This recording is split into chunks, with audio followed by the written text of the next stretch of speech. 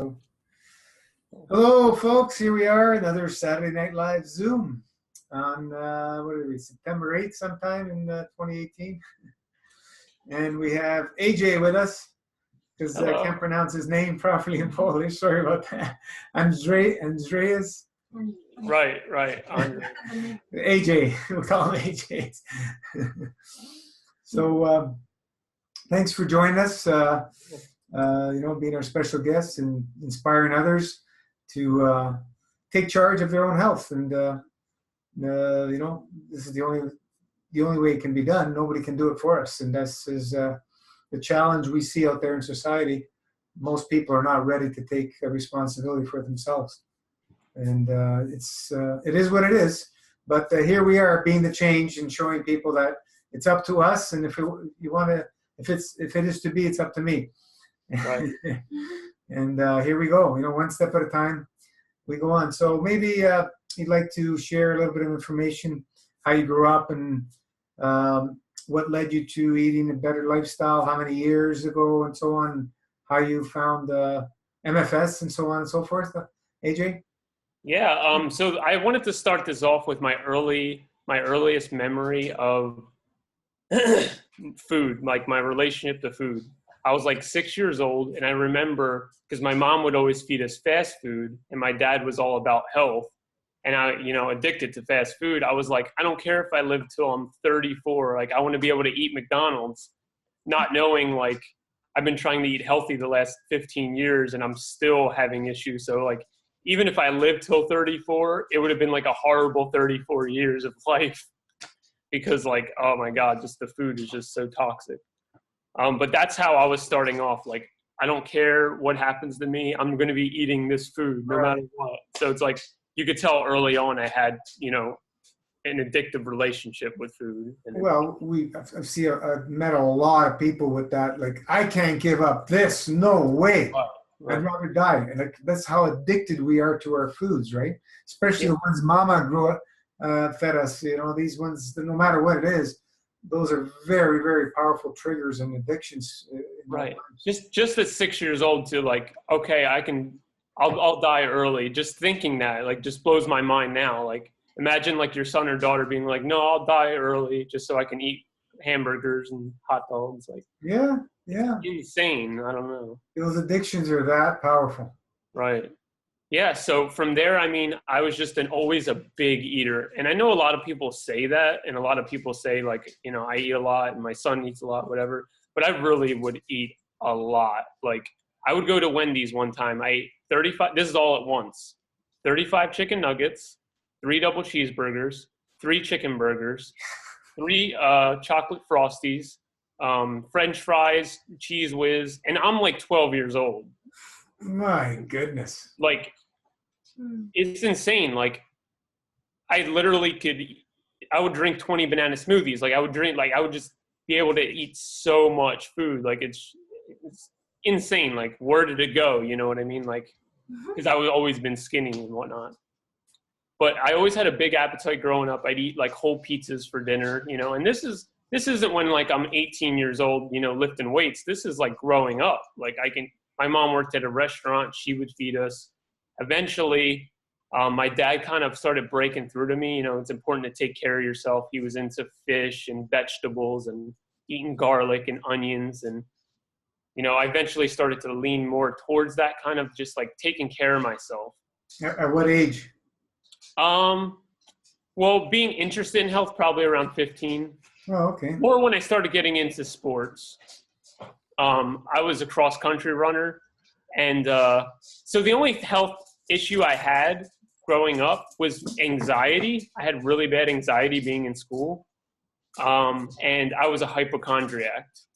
And I would literally like feel my neck, is my heart rate okay, and checking my pulse, like really freaking out. Like, do I have, should I go get blood tests? All this kind of stuff. I was really, really, really afraid for many, many years. And I'm pretty sure that's what manifested into my actual health decline, over all that time, like thinking that's going to happen. I think I manifested and created that for myself. Yeah. Your wish is your command. Right. So the first big thing that happened to me was in 2010, I was a senior in high school. On Christmas break, I had an issue. Let me back up for 1 second. I always had amazing digestion. Despite eating all that food and whatever, I would have big like releases a couple times a day. It was always in school, but just a lot. It always felt good. I always felt good. I was a good runner, all this stuff. And then on Christmas break, something happened. I had 10 days off to school, so I was removed from that hyper-stimulating environment, and for the longest I ever, usually was. And being home, I don't know if it's because I wasn't in that fight or flight of anxiety, but all of a sudden I was constipated for 10 days straight. Wow. And I just felt awful. I felt so sick. And then going back to school, things started to kick on again. But now I had that fear in me, like, is it going to work? Am I going to be able to use the bathroom? All that fear in me. So it's like, even though it's better, it's still not that great. But eventually there started being blood in my stool within, the first couple of months. And that's really where my decline just started. And that was like, to me, that was like, oh my God, things are really bad. But compared to where I ended up, it wasn't even bad at all. It wasn't even like, to me now, that would be like, oh, it's nothing. You know what I mean? Well, yeah, things take time to build up, right? It doesn't happen overnight. Right. So basically from there, it was just 6 months of struggling with that. I eventually moved to Tennessee with my cousin Cody, who you interviewed last week. Mm-hmm. And I was like looking for a fresh start and all this stuff. But there I just felt very isolated, alone. I really didn't do much. And my insomnia, that's where my insomnia developed, which is my two biggest issues have been insomnia and digestion. And like I would be up till 4, 5, 6, 7 in the morning and I just could never sleep. A few months later, I moved back. I'm from New Jersey. I moved back to Jersey, and I shared a house with 8 people, and we had 1 bathroom. Oh. So I'm already very anxious, and I already have digestive issues. And then anytime I get a chance to actually use the bathroom when I need to, someone's knocking on the door, which tightens me up again. It's hard to just relax. So I'm in this house, and I'm feeling sicker and sicker. I'm having really bad joint pain in my hands. I'm only 18 or 19 years old. Really bad constipation. I can't sleep. I'm having swollen lymph nodes, just different stuff, just a lot of pain, a lot of being really afraid. Like I was already a hypochondriac, and now like I'm actually having the things happen on top of being scared. And I go to the hospital and they do an x-ray on my intestines, and it's like, we don't see anything. It's like, okay, even if you don't see anything, I didn't, take a crap for 5 days. Like there's nothing you can do. Oh, thanks. Like, you know what I mean? But that was basically 2 years of struggling with that. And I was still eating really bad. I would eat right before bed. I'd eat at 1 in the morning, and I'm like, now I know, like, that's why you weren't sleeping. You were eating so late and you were digesting. But I'd go and eat 4 or 5 king size candy bars right before bed. I'd eat half gallons of ice cream. I'd eat whole boxes of cereal for breakfast. Like I would just eat a lot, like thousands and thousands of calories. And it was rough. Up until 2013, I became like, I wasn't bedridden, like I couldn't get up, but I was pretty much like pretty useless. Like I couldn't work. I felt so sick. I wasn't in school. I wasn't doing anything really with my life besides declining. And I was actually, something that got me through is I really got into like anime and things like that, just because it really helped me cope. It helped me live in those fantasy worlds, because my reality was really, really painful, and it's like you get to see others and storytell and adventure. So that kind of got me through a few months up until then. So it was like 2010 to 2013, I was on the straight, like slow decline. And then something amazing happened. My cousin was going to her friends, and I said, can I come? And I was like, in my head, I told myself, this could be it. This could be just like a way to get out for a little while before you die, because you don't know where this is going. Like things are bad. No one knows how to help you. So I go on this trip, and her friend happens to be like very beautiful. And the first hour of us hanging out at her dad's before we even went on the trip, I had a bowel movement. And I didn't bring this up, but before that, I was constipated right before then for 60 days. And I was drinking gulps of milk of magnesium. I don't know if you know what that is, but it'll give you some diarrhea to help relieve some of the poison buildup. But like from my skin out, I just felt like toxic. For 60 days, that's why I was bedridden. Like I couldn't work because I would maybe have like chronic diarrhea for a little while part of the day. So within 1 hour of being around this person in this new place, I had a small bowel movement. I was like, whoa, like it's pretty cool. And then not only that, I read like 40 pages of a book, and I hadn't been able to concentrate in months. And then we actually go, and I slept good.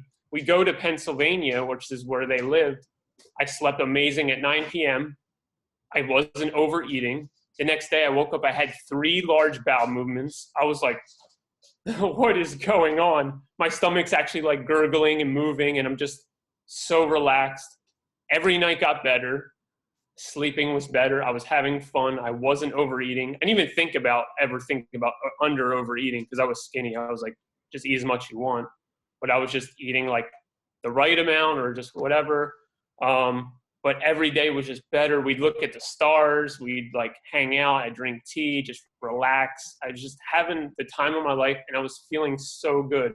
All my joint pain went away. I couldn't hold a book. My hands hurt so bad from my, I called it arthritis. I don't know what it was, but it was really, really tough. Like I didn't know I wasn't comfortable standing up, lying down, like whatever, like, 21 years old, that's how I felt. So we're on this trip. I feel so good. Everything's great. We're sitting out on the driveway one day. We're looking at the stars. They actually had cleaner air in Pennsylvania, so we could see the stars, whatnot.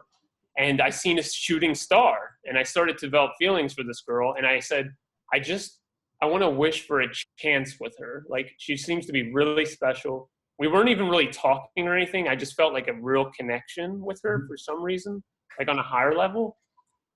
And the week finished up. We went home, and within 5 minutes, I felt tight again. I felt locked up, and I was like, "There's no way I can live here. There's no way."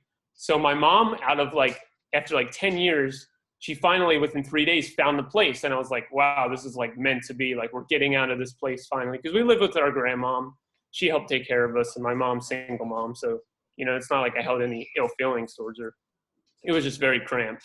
So we got a new place. Things were still a little better, but it wasn't the same. And I'm like, okay, maybe if it's not just a new place, maybe it's, spending time with that special person. So I tried to hang out with her. It wasn't really working. She didn't really seem into it. So it's like, okay, like I still felt a lot better. It still broke me out of that like super toxic tightness. So it's like, okay, I can function. I use some fiber supplements. It was good enough to keep me from feeling on the decline. Then I heard of an interview on Rich Roll's podcast with Michael Arnstein. I don't know if you're familiar with Mike Arnstein. Mm-hmm. Changed my life. I was like, wow, it sounded crazy before just to eat a lot of fruit, but this guy sounds like the healthiest guy I ever heard of. I started eating fruit. I started feeling so good. Everything started working good. I was like, this is so awesome. I'm so grateful. I'm so excited. Told Cody about it. We're talking back and forth. We're feeling like $1 million. But we were always at dinner time going and binging because it's like we're eating some like unripe tomatoes and like, high water stuff, but we feel like we're starving. So we're eating chicken fingers and mozzarella sticks and whatever. But we still feel a lot better, not eating cereal and milk for breakfast and all this stuff. And eventually I stumbled upon Durian Rider. And in a way it was a blessing because he taught the calorie mindset, and it helped in terms of transitioning to staying vegan, because it's like, oh, the reason I'm going after chicken fingers is because I went from eating 4,000 calories of garbage to just eating tomatoes and like oranges. And, I didn't know how to make it work. So I got on the bananas and I got on the rice. And for about 8 or 9 months, I ate pretty much bananas and rice 90% of the time. And I felt really good. I felt really, really good. Felt really stable in my mind. I felt like I had energy. I remember one time I was running around my dog out back, and my cousin almost wanted to tear up, a different cousin, Sammy. She was like, it's so beautiful just because you haven't felt good in so long. So I felt like I was ready to move on, and I planned a trip to go to Sweden to see my family that I never met. And I went there, and it was really nice, but it just didn't feel comfortable. It didn't feel like I was at home, and it didn't feel like I felt fine, but I felt worried because during Ryder, one of the things he teaches is make sure you always have enough calories, make sure you always have enough food, or you have something called metabolic damage. And since everything he was saying was helping me, I felt like that was true. So I was very worried about under eating. And despite my digestion being amazing, I'm eating from the garden, I'm eating really healthy food, wholesome, plant-based, whatever. So when I got home, I was really, really scared that I had calorie deprivation. So I stuffed in the calories. I stuffed them in. It was so bad. Oh my God. I was eating 6,000 calories a day. And I was counting because I always count it. And it'd be one thing if I was used to eating a lot. I'm coming from eating 2,000 or less in Sweden to jumping now to tons of even if it was whole foods, it didn't matter. I was eating like 15 potatoes for a meal. You know what I mean? I'm eating like I was kind of broke coming back from the trip. He was buying me French fries. I was just eating that. And then all of a sudden, one day I woke up and I was bringing my sister some rice for school for lunch. And my legs were weak. And I was like, huh. And I went home and I slept. And I woke up. I slept for like 7 hours. I was still tired. Next day, same thing. I was tired for like 3 weeks. I'm like, what is going on? Like, I'm just so exhausted. I didn't realize whether it was just the stress on top of all the eating and just adjusting, whatever, but I'm freaking out. I'm like, what's wrong with me? What's wrong with me? Why am I tired? Do I have mono? I'm getting tested, whatever. Even though I didn't even trust in doctors anymore. I was with the whole vegan and the McDougall and clinical plant-based nutrition kind of thing, but I didn't know what to do. I never felt like this. And eventually I just started to develop what I called burning hunger.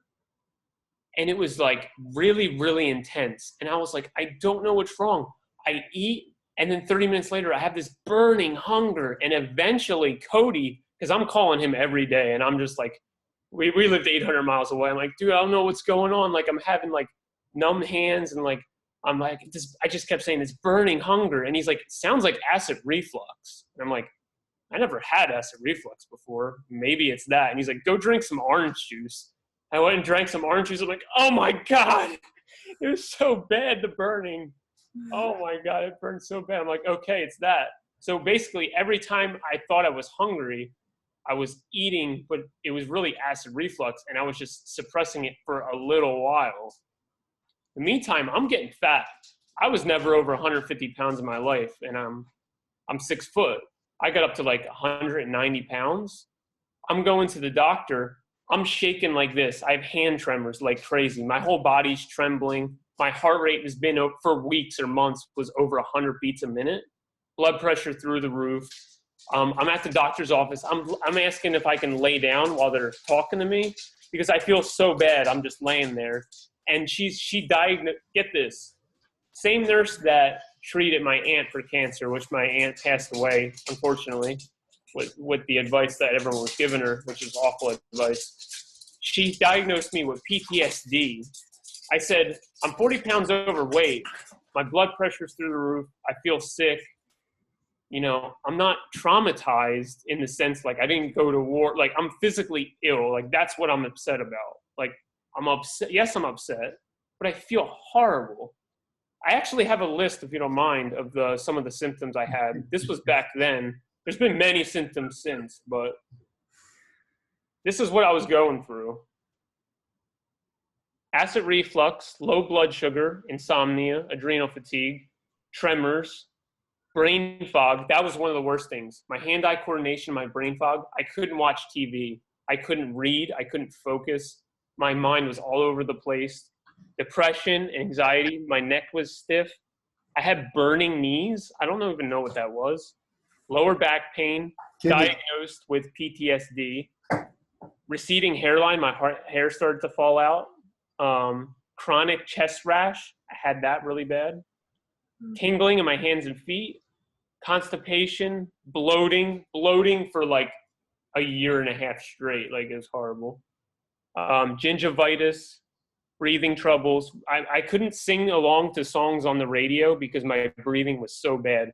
I would get out of breath within like a few minutes or a few seconds. I mean, panic attacks, arthritis in my wrist. I couldn't put any weight, poor posture, low thyroid function. I got tested. Just joint pain, cracking joints, sensitive eyes to light, skin sensitivity, mucus, swollen wisdom teeth, intestinal pain. I mean, it just goes on and on. I could keep reading these. That's only half of them. It was just really bad. So I suffered with this for about 8 months.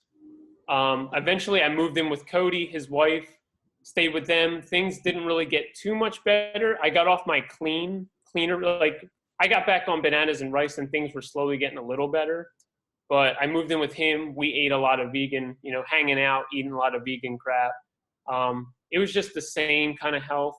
And then I moved in on my own for the first time. I got my own place. And I was like, it was the same thing as when I went and stayed with that girl in Pennsylvania. I was sleeping great. I was breathing great. I was just eating as much as I wanted. I was reading. I wasn't watching TV. Things were going really good. And then I ran into the girl, the same girl. Her name is Isabella. She moved back here when she graduated.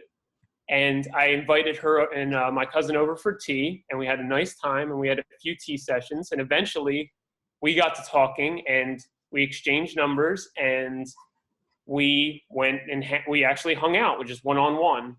And we did that for a little while. And eventually we started sharing our feelings for each other. And it turns out back then she actually had feelings for me, but my cousin kind of forbid her to date me. I don't know what, that was something else wild. But we started about 2 months in, we started really like dating. And within 3 months, she confessed that, she loved me. And I kind of loved her from back then, like not like in a creepy, like, oh, I'm obsessed with you, but I felt like that connection, like whatever that connection is, I feel like it's love. It could be something else. But I was like, I definitely reciprocated that. And I really, really, really love her. So as great as it all was, when you're in love, you tend to do things you normally wouldn't do. And she was a night owl, and she liked going out to eat, and she didn't want to eat plain white rice or banana smoothies or steamed potatoes or whatever. We're getting bean burgers, and I'm spending extra money, and we're staying up till 2 or 3.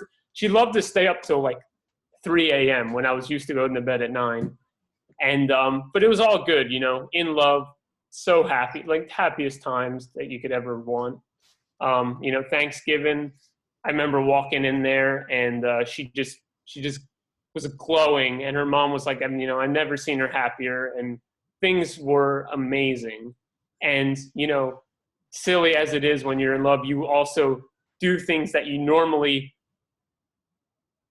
say you would never do. Like some people say they never get married, but then they meet someone and they do. Well, I was someone who can't stand pets. I'm sorry, I'm just not a pet person. But for her, let's get a cat. Let's get a cat. So she's not even living with me. I say, let's get a cat. We get a Siamese cat. I don't know nothing about cats, but Siamese don't shut up. Like, they just talk meow, meow, meow, meow, meow all day, all night. This cat just goes meow, meow. It keeps me up all night, every night. Eventually, when it stops doing that, he starts playing with me. Now, I felt bad. I was working all the time, so I'd come home. He wanted attention. I was ready for sleep, so I'd play with him a little bit. But every day, 1 a.m, 2 a.m, he would scratch my feet, and he would scratch hard. He would scratch until I'd get up or I'd get mad, or he would get me to react somehow. As silly as that sounds, this cat destroyed me. I never got rest. I would have to go to other people's houses. He overtook my apartment. I hate cleaning cat litter. It disgusted me. I just kept the bathroom door shut unless he needed to go in there. I felt like I lost my apartment. I was so emotionally immature. I let it, instead of just facing it or telling her like I can't deal with the cat, or or just saying I don't want the cat or doing something more mature than what I did, I just got madder and I just got more resentful. And it slowly pushed her, it didn't push her away as much as it shut her down. She was a very innocent, sweet girl, and it really shut her down emotionally. And we were still together for a while, but it wasn't the same. You could just, she didn't glow around me the same way. But anyway, like, again, I had the sleep issues, the tightness. I just had the health, all the stuff I said before started to come back. I lost my place. I moved back in with my mom. My health declined again. And again, it's just like a merry-go-round. You can see the trend. Things get better. I sabotage myself. They get worse again. So I'm going through all this back and forth.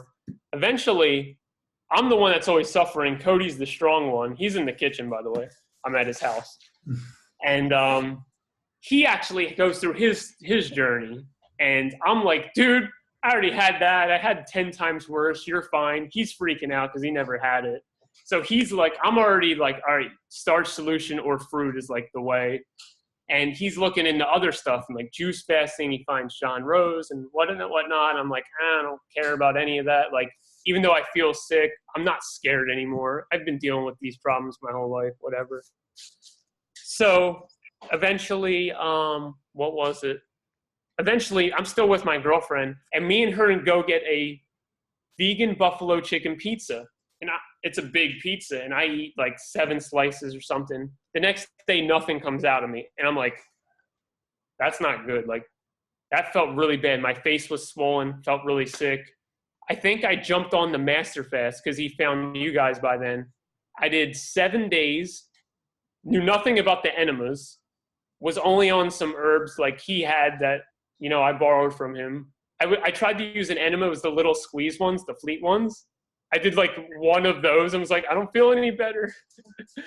But yeah, it was like 7 days. The first 3 days, it was working like Drano kind of, but then I got really constipated, really sick. At first, I felt really good, actually. So I got off of that. I'm like, all right, I don't know what to do. So I knew I wanted to do fruit. So I was eating coconut dates, those little processed, just coconut and dates rolled together. And I drank water. I did those 2 for 2 weeks because they were actually going through me. And everyone's talking about kidney filtration. I'm like, I know bowels to me, they were always the most important. So I'm like, before I worry about kidney filtration, I'm just going to make sure my bowels are moving. They were working fine, pretty good on the coconut dates. Started to transition more into fruit. Things are getting a little better. I'm actually getting into Robert Morris's stuff now. I start taking, eating the fruit, and I start moving, and I'm taking the Heal All tea, and then I'm getting a little better. And then I order his herbs. I take those. I start watching someone named Ted Carr, who's I think the best if you're trying to maintain a fruit lifestyle. He gives really good advice on just focus on the fruit. When you start entertaining other ideas, it grows in your head. So I'm writing down my goals. I'm getting up at 5 a.m. I'm listening to positive mental attitude books. Every day is getting better. My filtration is like so good. Like I fill up jars of just white mucus. Everything's getting better. My sleep is going to bed at 9 every night. I'm living at my mom's, but everything's so good. 4 months, I'm getting stronger and healthier and stronger. And then I go through one of my little circles again. I'm still with my girlfriend. I'm like, I want to celebrate with you on Thanksgiving. I want to enjoy Thanksgiving with your family. Things are getting better. Things are good. So they go all out. They make this vegan roast and stuffing, homemade everything. And I go crazy. I'm like eating everything in sight. And we were there for like a week. Like we stayed there. The same Pennsylvania house I originally healed at.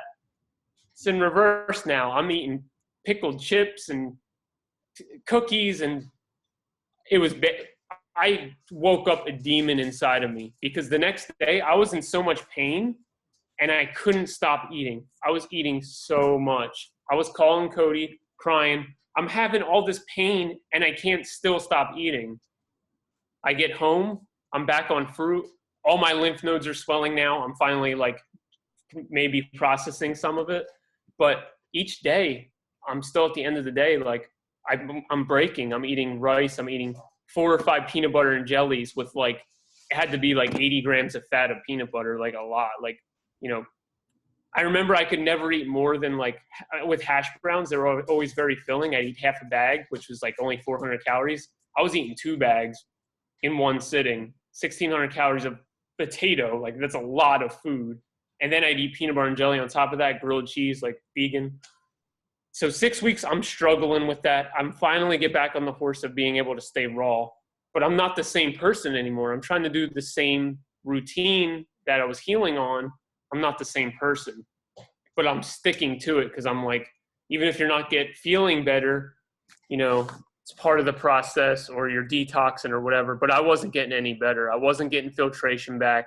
My colon was just had to be so, and is still so backed up from that. It was really, really disheartening. I stayed raw for 6 months. I was taking herbs.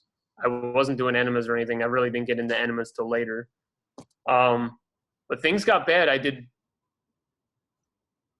a couple weeks on just grapes, and that's what triggered. I got an infection in my mouth, and I had to jump on juice. I couldn't chew anymore. I was doing watermelon juice for 16 days until I could get my tooth out. And you guys, you know, even though you only recommend Master Fast, you guys recommended a 24-hour dry, which helped clear up the infection. I got the tooth out. But yeah, I was still sick. I lost a lot of weight. I went from being, you know, back down to 150, my normal weight. Now I was like 125-ish, really skinny. Of course, everyone's projecting onto me, worried about me, and doesn't make it easier. But from there, I stayed on the fruit. Oh, I broke the fast with watermelon. I was on watermelon for a little while. I was reacting really badly if I ever ate more than my body wanted. And not just how normally like people react. I mean, like I would have tremors. I would pee like crazy. I just would feel horrible. Like the medical term, I believe, would be like hyponatremia. Like when you lose the sodium, like that's what I believed, like something it was. Like I just felt so weak. I was having sugar crashes, like felt really, really bad. You know, I was on the fruit for few more weeks or a few more months, and then, or like another month. And then it was just like, I just couldn't take it anymore. I didn't know what to do. And then I had a reaction to like a big salad, and I felt so sick. And I'm like, I think I might need sodium because I don't know what's going on, but it feels like a sugar crash, but it feels way worse. It feels like I'm just like weak. Like if I don't do something right now, I could end up dying in a coma. Like, I don't know if it was low sodium or not, but I drank some, like a processed soup to get some sodium in me. And I felt a little better, but then the days following, I started incorporating cooked food again, and I was eating some processed, and, you know, I wasn't overeating because I already learned that lesson enough times, but eventually I was having really, really bad reactions to where I was retaining so much sodium, but it felt like I needed some to kind of like with blood sugar, like you're trying to get the right amount, but not too much. But my legs blew up like balloons. Like I was retaining a lot of salt. It was the worst I ever felt in my life. My brain felt like it was swelling. The feeling I had, I was hallucinating. I felt like I was, what is it called? What does Jimmy have? I felt like I was schizophrenic. Like I was seeing, like I was having thoughts that weren't mine. I was in such a bad place. Like it was just the worst feeling. And it was I don't know if it was like a few days or weeks of that going on. And it's like, okay, give me the Master Fast. I've been fighting it so long because it's not just like raw as law. I really admired a lot of the people I followed. And I never did my looking into the Master Fast. I didn't like how it sounded like this is the best way, this is the only way. It turns me off when I hear that, like this is the most powerful. So I always stayed away from it, but I knew I needed help. I knew I needed more guidance. I can't do this on my own anymore. And then I just needed to do something else because I was taking advice from everyone and trying to apply it to myself when I needed an actual plan. And I think that there's more than one way to heal, but you guys what you're doing out there is very unique and it's very special, and no one else is doing it the way you guys are doing it. And I really appreciate the guidance and help. So I was worried I wasn't going to make it through the week because I felt bad. And I was like, I already ordered the herbs, but what do I do till then? I'm trying to stay safe. I'm doing enemas. I was doing the first enema I did when my legs were swollen. So much stuff came out. I felt better till later that day. I did more enemas, felt a little better, but then it was never enough because I was still eating and whatnot. So the day before I start Master Fast, I'm like, I feel pretty decent. Not horrible, but not great. And I'm like, all right, I'm starting tomorrow. I drank some celery juice. And I'm like, okay, I feel good. I'll start tomorrow. It'll be a nice start. And I'm like, well, I'm starting tomorrow. I might as well have some nice cream. So I had like 9 or 10 o'clock at night. I had like 3 or 4 servings of ice cream. And then I made some frozen broccoli. And then I'm just like bloated up oh my God, so bloated. Start the next day, wasn't easy. First 4 or 5 days weren't easy, but I started getting into the rhythm of it. And I wasn't having those.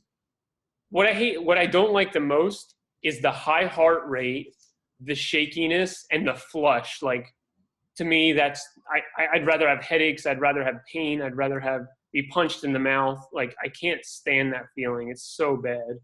Were you doing your enemas? I was, but just transitioning into the first day, like the sugar really like just stimulates me. Like, I was maybe drinking too fast the juice in the beginning or something. Not sure, but after a couple of days, it really did help stabilize me. How many liters? I'm sorry? How many liters of enema did you do? I was doing the first day. I only did 3, but that was just because I had just the first day was just difficult. I got on this minimum of 6. Like, I wanted to follow the actual protocol. I read the whole protocol before I even got my herbs. I did the Last Supper. I ordered those. 6 liters of enemas minimum. I was usually doing about 8 to 12. But yeah, so I started Master Fast. The first few days were a little rocky, but then I started to get my breakthroughs. I would do enemas in the morning, have some decent releases, and then I would have diarrhea all day. And it's not that it felt bad, but I was kind of jealous and worried that I wasn't doing it right because I thought I was supposed to be having ropes right away be coming out of me. So I'm like, even though the Black Death seems to be coming out, I was worried it wasn't. I was always worried about doing it right. Am I doing it right? What am I doing wrong? Because I wanted to be safe. I felt like I was in a very unstable, place. So I did my first dry fast, 24-hour, day 8. I made it 19 hours. And it was pretty difficult, but I broke in 19 hours. And then after that, I started to feel really good. I started to have really good releases. My tongue, which I don't know if you remember the photos, was completely coated yellow. The film on there, I don't know if that's the bacteria or the obstructions, completely yellow tongue. It was all purple during the fast. I thought that it was just going to be purple just from the juice the whole time. And then I think it was like day 10, it just cleared. It was all pink. I was like, and that's when I felt really good. My bowels were working felt really clean. And what else? My mouth felt clean. I didn't feel like I needed to brush my teeth. My teeth were white. They were purple the whole time. I was worried my teeth were going to stain. I was like so happy and so thrilled. I had 3 or 4 days where my sleep was getting like pretty good again. And I just felt like I could drink juice and not have that fight or flight response, because that's what I've been dealing with for months. Like, man, it's bad. So I'm finally like drinking the juice and not having to like take it.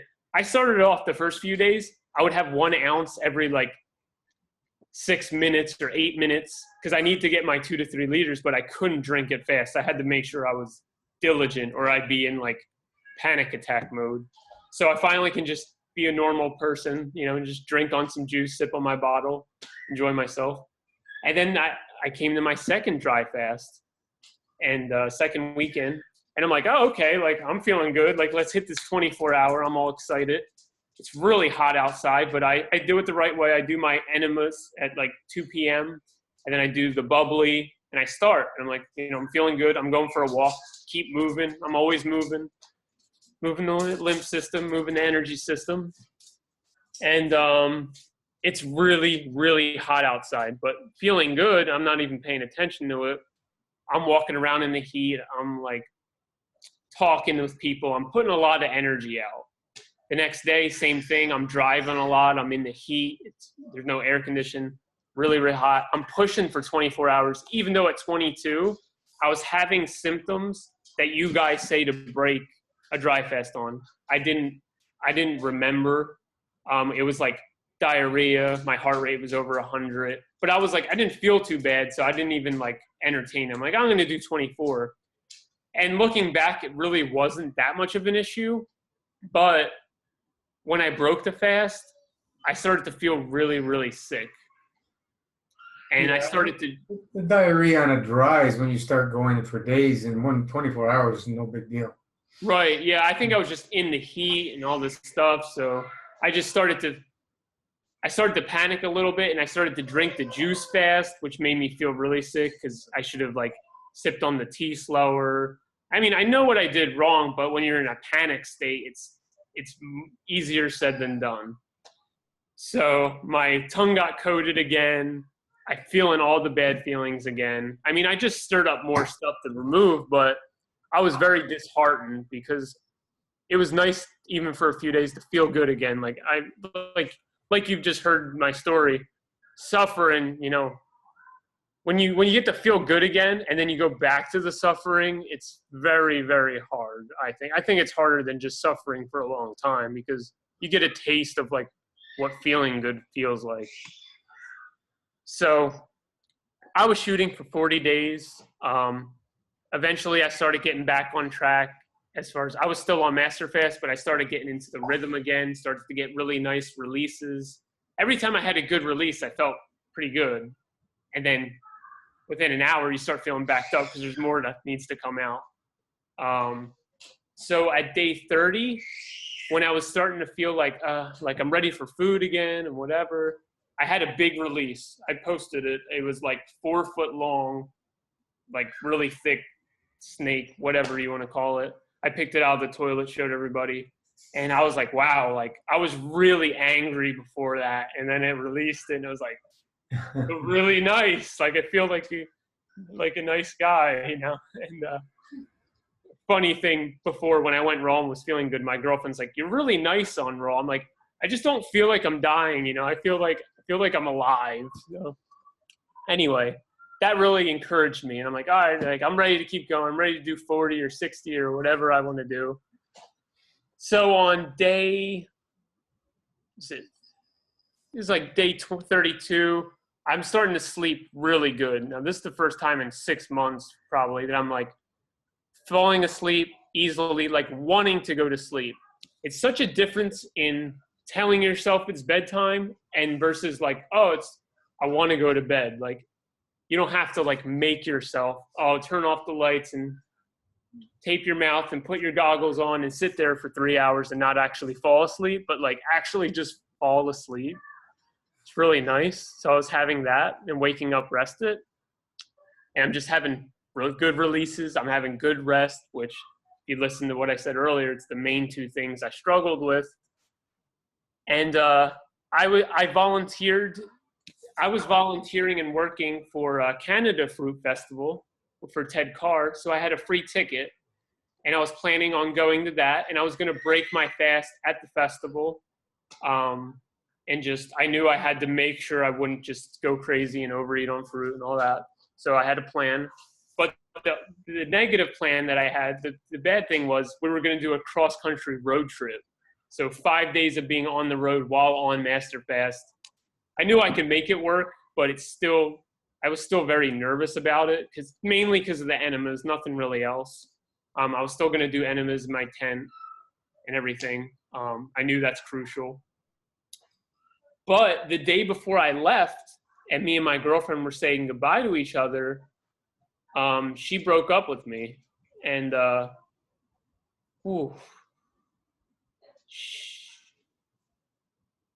she broke up with me, and you know, during the fast, there was a lot of times where I broke down to her. You know, she was my best friend. And I set her free on a couple different occasions. Like, I was very narcissistic, you know, and I wasn't controlling, like I was trying to tell her what to do, but I kind of guilted her into being the way that I hoped she would be. I wanted her to be someone who was into health, who was into early nights, who was into what I thought was important.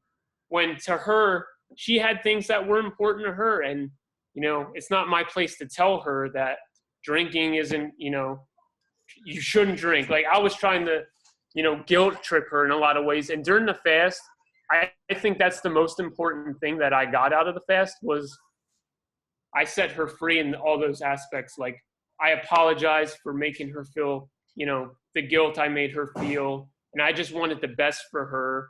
And I got her a job that I would feel uncomfortable with because she'd be surrounded by young guys and it's a social setting. But I'm like, I know it's what she wants. And I know I never would have done that without going on this fast. Like, I wouldn't have had the maturity. I would have wanted her to work with only women, and I would have had her, you know, just not live the way she wanted. I was making her live the way I wanted. And I'm like, that's one of the things I'm most grateful for on Master Fast. And I want to thank you guys for that. And, you know, we should have broke up before then because we loved each other so much, but we weren't good for each other in the way, like, our lives were, like, I described how my health went, and that continued because we just lived two completely different lives. And the love kept us together, but my body was falling apart, you know, being in this relationship. But when she broke up with me, you know, we left on very good terms. We agreed. We started as friends. We wanted to end as friends. You know, at the end of the night, she said, you know, I kind of she felt like she was my caretaker, and she drove me around. You know, she really helped me through a lot. I was very emotionally raw to her. I was crying to her. I opened up about everything, like telling her about like my issues with enemas and everything. I couldn't hold anything in. I couldn't lie. I couldn't have a white lie. And she, even though she was very supportive, she was very closed down. And this is the same girl from the beginning. We were together 3 years. She emotionally shut down. Like, she was just putting up with it all. And I knew that, but, you know, like I said, we loved each other. Like, I feel like I probably would have died before I would have broken up with her because I thought like I still think like soulmates, like to the end, like completely. But anyway, when she broke up with me, the first night was fine. We were on really good terms. Everything was great. She actually ended the night with, I think I'm falling back in love with you, because we got reconnected with all the emotion going on. And she opened up. And that's all I wanted. I just wanted her. I wanted her to feel connected again, because the only struggle I was having in our relationship was I felt she was distant. So, you know, the first night, everything feels good. But once you're apart and once you're alone and you're sleeping alone, you start to feel alone and you start to feel sad and you start to feel deprived. Again, I closed up. It was hard for me to even drink the juice. I still was drinking it. This is like day 35. I was still doing the whole protocol, 6 liters at least and whatnot, but sleep wasn't good again. Releases weren't good. I'm emotionally like a wreck. And I'm not like calling and texting her or things like that, but I'm just on my own, like crying, like no joke, for 3 days, 50 times a day. Like anytime someone asked me, how are you? I would just cry. Like I couldn't hold anything in. And I really liked that about it. I didn't want to break the fast because I wanted to keep releasing all this. And I don't want to hide it. You know what I mean? Mm-hmm. So I go on the road with 2 friends. We're driving to Canada Fruit Fest, which is a 4,000-mile drive, just to put it in perspective, which is like 6,000 kilometers, I believe, or something around there. So I make it through the first day with like 4 panic attacks. You know, I'm like, you know, I should be focusing on like relaxing, and, you know, being in a car can be very stressful. I make it through the first night, sleeping in a tent. I do my enemas in the morning, and I actually still getting out mucoid plaque. I was very happy about that. But I'm just having more and more panic attacks. The relationship things getting to me, you know. I just feel like I've lost my soulmate. Not only that, I'm worried about not properly handling the fast because I know it can be dangerous if you're not following the protocol that needs to be followed. So I'm worrying like, you know, I'm not doing it right again. I buy it. So I asked them to take me to an airport. I fly home. I say, the festival is not worth it. I need to just focus on me. It's more important that I break this fast correctly. I did break it on the road with a melon. I did it properly. Just ate until I was good. And then when I got hungry again, I had a second meal of mangoes. So I was in the airport. And guys, let me know if I'm running on too long. I don't know how much time we're on or whatever. But I'm in the airport. And I'm at rock bottom. Like, I feel like I'm at rock bottom. I'm scared out of my mind. I'm running away again, you know. I feel like I'm running away from the festival. I'm spending $500 I don't have on a flight home that if I would have changed my mind the day before, you know. And I'm not someone who has money. Like I said, with my health challenges, it's hard to work. But I'm there, and I'm like, all right, I'm at rock bottom. Like, this needs to stop. Like, even if things are bad, you've been in more pain than most people probably know until like they're in their late stages of life. Like you're a tough mother ever. So like you need to start acting like it. And it's like, all right, you need to accept where you're at and you need to just make progress. There's nothing else you can do but move forward. So I was like, all right, in the relationship, she always said, you need to love yourself. What does that actually mean? Because she would always say that you need to love yourself. And it's like, I never understood it because I do love myself. I think that I am worthy. I think that I deserve good health and good relationships. But it wasn't until we broke up that I realized what the heck she was talking about. Because even though I love myself, as far as being a boyfriend, as far as being a son or a brother or a worker, I hated myself so much. I hated who I was as a boyfriend. I hated that I wasn't making money to support her. I hated that I let a cat destroy my life. Like I felt like that. I hated that my mom, who has her own health challenges, is taking care of me when I should be taking care of her. And it just goes on. And that's why I believe that's why when I'm on my own and I'm living on my own, everything is so nice because I only worry about myself. I don't have to feel that guilt of being a weight to everybody. And I can just focus on myself and I can do exactly what I want and exactly what I need. And this was like a big revelation. Like, this is like, okay, like you really do have a lot of issues to work on. You really don't love yourself in terms of, once you include other people, you know, things get complicated. And that was like a moment, you know, and that I made it 38 days through the Master Fast. And post Master Fast, that was my biggest revelation. Like, okay, like how am I going to handle this? What am I going to do? But that just got the ball rolling. And the other thing that I also did in the airport was, she also was always telling me, I only focus on the negative. I'm focusing on what's wrong, what's hurting, what's bad.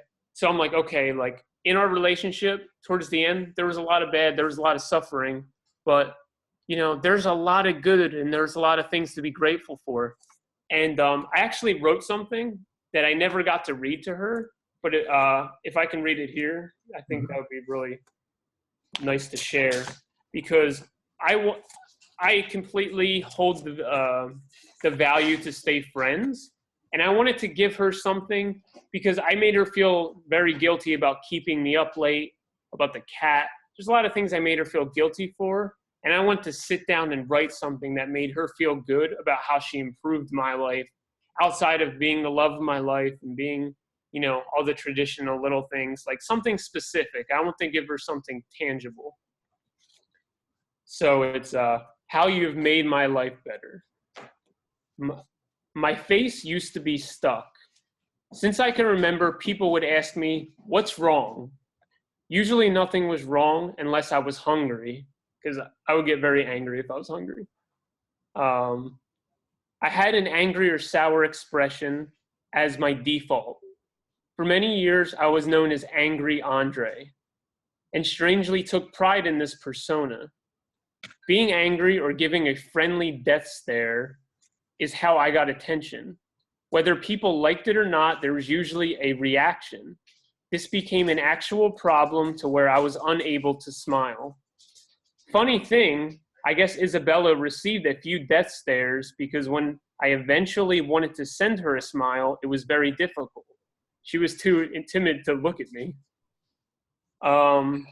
It was a rare occurrence for her to make eye contact with me. From those early times of wishing she would look over, I believe that this is when my face started to soften. At the time of our reunion, which was 3 years later, is where the real magic begun. All of my facial tension would melt away when she would leave my place, only to look back and give me the biggest smile. It made me feel as though the entire universe was pouring into me. I can only describe it as a connection of two souls. And I would like to believe, even for just a second, that we were one. As our bond grew, the softer my face became, until it was so soft that I was no longer Angry Andrzej, just Andrzej. And all it took was a sweet smile. And like, before that, I was someone who was always angry, and she really helped me become who I am as far as, you know, I don't want to be an angry person. I want to be a good person. I want to be a happy person. I want to be someone who's a joy to be around, not an anchor. So unfortunately, I never got to give that to her, read that to her.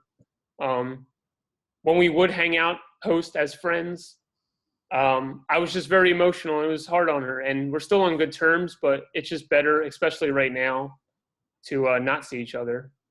And post fast, I know I'm talking about a lot about that, but it's very important in my evolution. So post fast, I've stayed completely raw.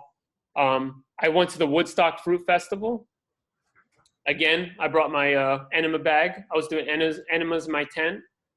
And I still had to do enemas. I was having bowel releases on my own. This was like 2 weeks after breaking Master Fast. And I would have small bowel movements. Things were starting to work, but I definitely needed the enemas to feel like relieved. And but the magic really kicked in 3 days into the festival. For those who aren't familiar, it's just all fruit, and it's a very loving community. And I was having the time of my life. People were really, really conscious there. Everyone was really, really loving and nice, and I was making a lot of, not just friends, but it felt almost like that connection I had with Isabella. Like, this is an important connection. This is a conscious connection of almost soul. Like, it felt really, really good. So I'm having, I'm not overeating because I'm having fun and I'm having a good time and I'm connecting and I'm having the best conversations I've had in my life. And my bowels start to work amazing, amazing, amazing. I'm like, wow, like post-fast, I'm eating clean, I'm eating the fruit, feeling good. I'm still going to bed early, all this stuff. And I'm making the best connections. People are inviting me to Hawaii to stay with them, to eat some really good, tropical fruit. And it's like coming from Jersey. I do have good options, but it's expensive. I'm being invited to Florida. So I can do some work. I got a couple of job offers at raw vegan cafes. I'm like, this is like opening up my whole world. I'm an introvert. So like, I'm never happier. I'm actually outside. I'm moving. It feels like a blue zones. Like I'm walking up the hills and the mountains. I'm getting sunlight. I'm fresh air, sleeping outside.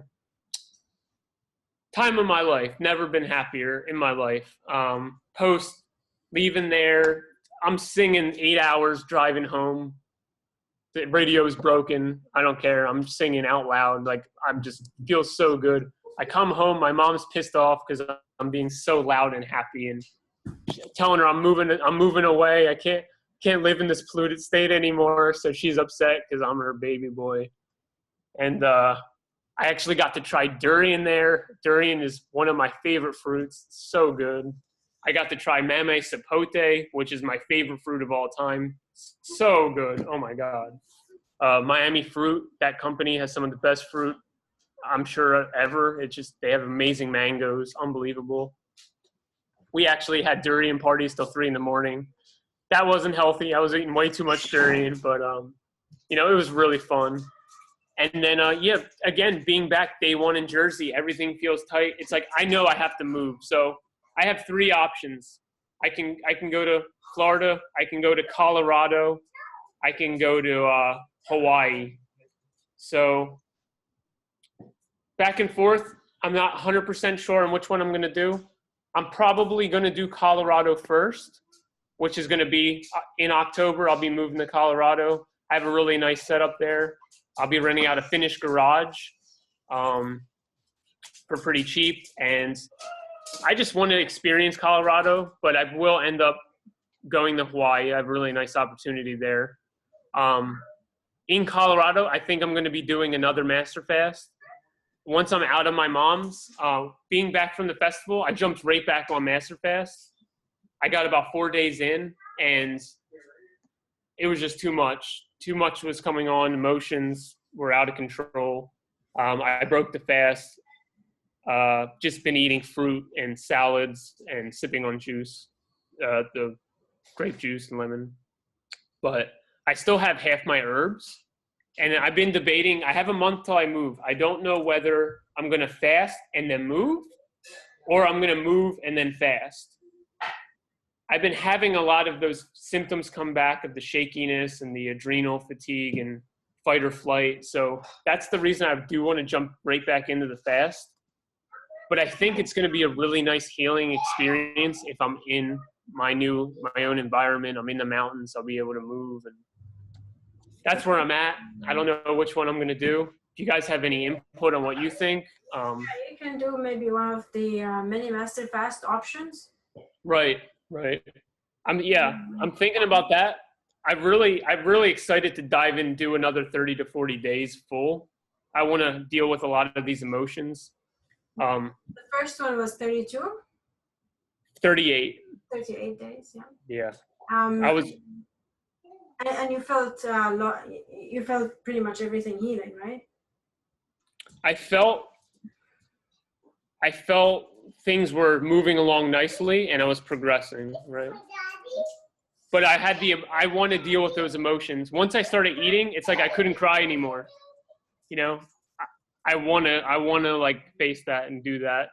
And it's just up in the air. I'm going to decide within the next week if I'm going to do another 30 days in New Jersey or another 30 days in wherever else I'm living. Mm-hmm. My only worry is the transportation of the herbs. I want to make sure if I'm flying, I'll be able to bring my herbs.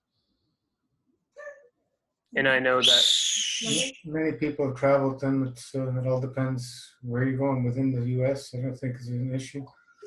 But MFS, people look at it, they're on, they're off. We're always on MFS. Right. When we're eating, when we choose to eat, we're thinking about our next break of food, because we love to eat, but we love to fast much more. The eating is not something required in this physicality. It's just something that we believe is required.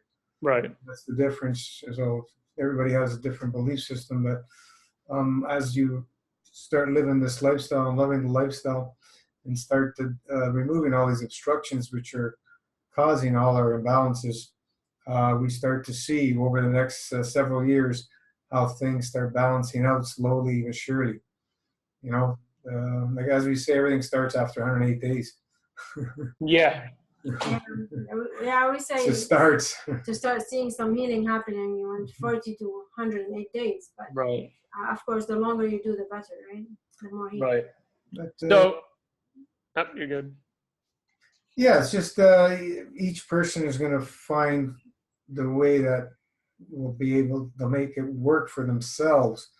Some people like doing the long ones and then, jumping into mini option. Some people start with the mini options or with a hybrid. A hybrid is part of the mini. Everybody's different. Everybody's going to, find a different way to allow themselves to be able to stick with it.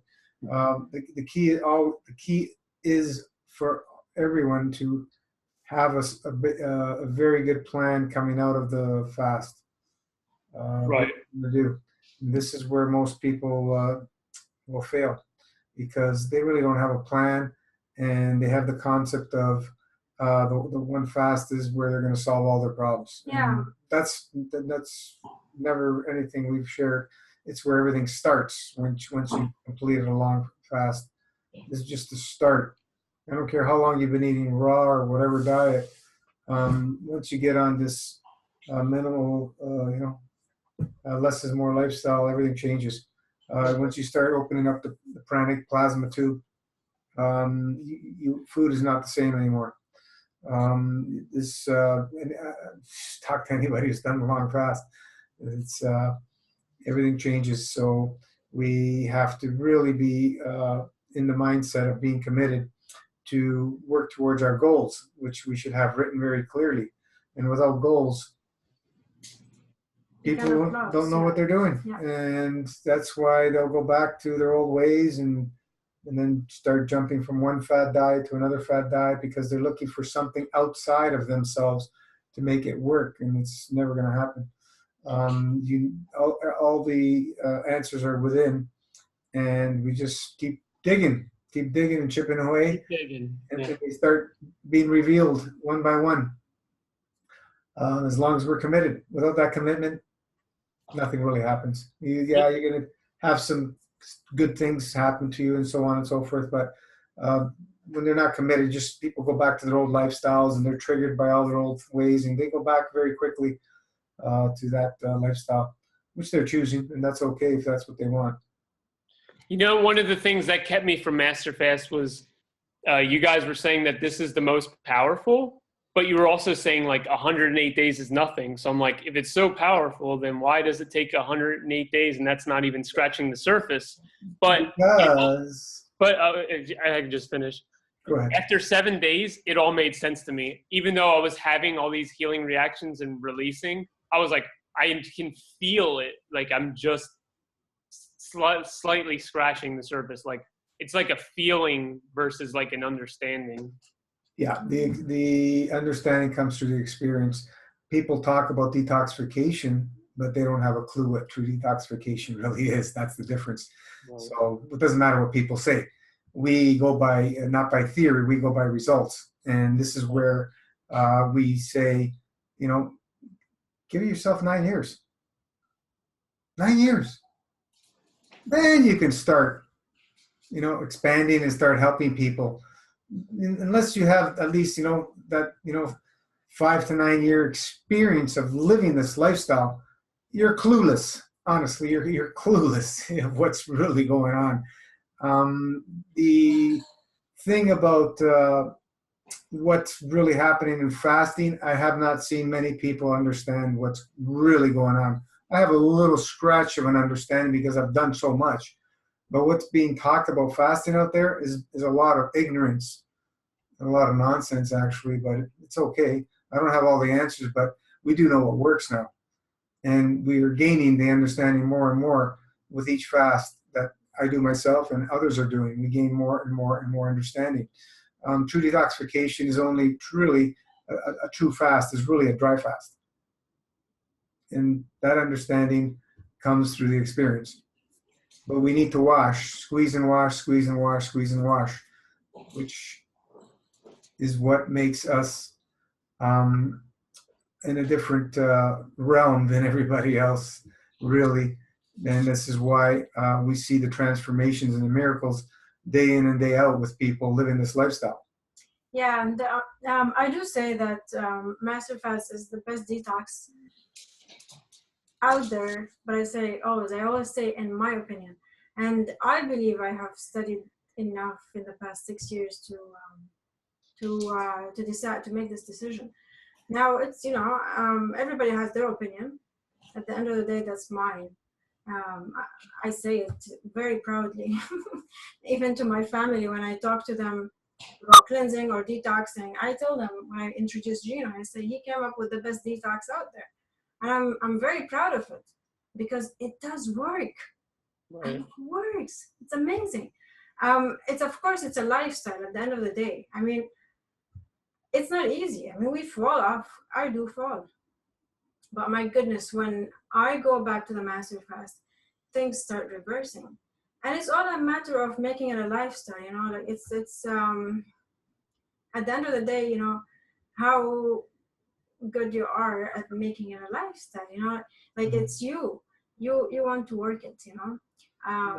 I don't know, I mean, like I wanted to ask you, what's your plan as a lifestyle? Yeah. Right. The mastering is between the fasts, not the fast. Fast, anybody can I do. agree. That's something I was going to bring up. I really think it's a great idea that you guys combined the post-master fast together, because I feel like it's a lot easier to get the concept of the fast, but everyone struggles with the after. So if we could really dive into that and share that, I feel like that's going to be the next step in the evolution of master fast. But so I do have my goals with master fast planned out over the next 6 months to a year. I don't know. I don't know if I have the whole 9 years kind of planned out. So much has been happening. Whenever I plan, it changes. So not that I shouldn't still plan, but just keep writing, keep updating. So something I do, I think that's a good tip for people, is I have my goals that I write down every single day, but I also have a checklist, and I don't mix them together because I feel like there's things I want to make sure I accomplish and it feels good to check off, and there's things that I want to make sure I get done. So I keep them separate. I do those every day. So I just said how I want to do another 30 to 40 days relatively soon, within the next month or two. And then I want to my plan to transition off of my next fast is going to be a week of hybrid and then a week of green juices, and then go from there and try to spend 2 or 3 months eating, 1 to 2 meals, keeping my dry fasting window, really explore that. And then I believe in the dead of winter, when it's really cold and there's not much fruit options or anything, I do want to shoot for a 108. I want to get my tax money, get more. I want to get the Last Supper, but I would like to get more herbs, as far as like maybe do a consultation with one of you guys so that I can really support myself the best I can, and then really just go for the 108. And I know that. Yeah, the people that don't stick to their dry fast schedules when they go on food, they get in trouble much faster. I see. Right. Yeah, I've experienced that. There's no reset. We can go back to 7 days a week eating, but it's not wise. And I think it's actually ludicrous to eat 7 days a week. So yeah, you get your cravings back. Way too much food. Like it's ludicrous, but then your monkey mind takes over and was like, yeah, it's okay this time. Yeah, one more meal. Right. That's the thing. There's never enough meals, right? Yeah. The more you eat, the more you want to eat.